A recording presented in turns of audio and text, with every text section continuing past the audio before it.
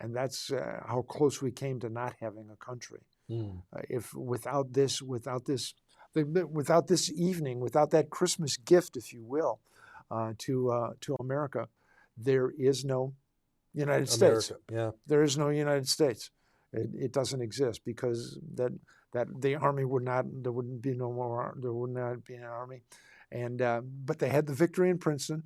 One of the other interesting things was Thomas Paine was along with them, and before the troops embarked, he read from a new pamphlet that he had written, not Common Sense, but a new pamphlet, and that was the pamphlet that began.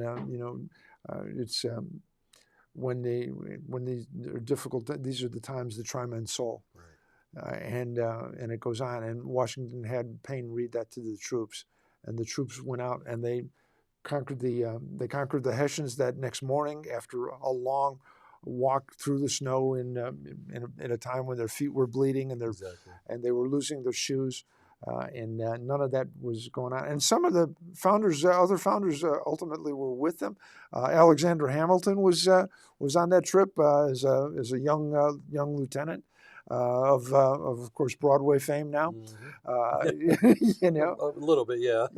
yeah, and a number of the other John Jay, who became the first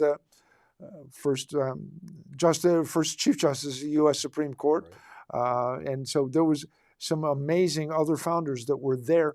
They weren't doing with pens and papers. They weren't writing declarations. They were out battling. They were actually fighting for the country, and for these ideals.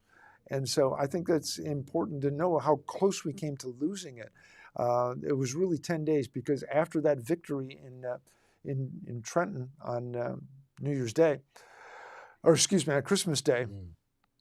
Over the next 10 days, they had a series of other victories on their way to taking Princeton too, and they had a series of other ultimate victories. And those 10 days are what revived and saved the war and saved the country.